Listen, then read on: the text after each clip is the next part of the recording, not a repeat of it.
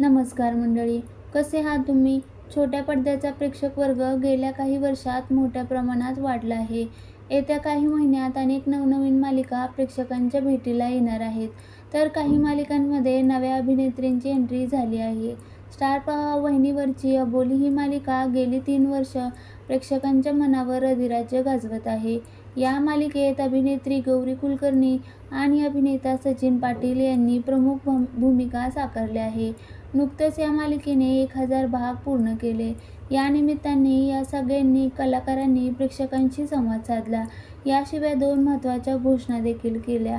Star प्रवाह वाहिनीवरच्या अबोली मालिकेत नुकतीच 2 अभिनेत्रींची एंट्री झाली आहे. मालिकेत इन्स्पेक्टर दीपशिखाच्या भूमिकेत दिसणार आहे अभिनेत्री जान्हवी किल्लेकर आणि शिवानी देशमानेची भूमिका अभिनेत्री मयुरी वाघ साकारणार आहे.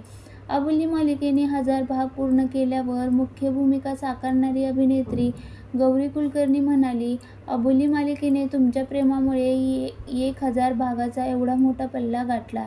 याशिवाय 2 नव्या मैत्रिणी या मालिकेत सहभागी झाल्या.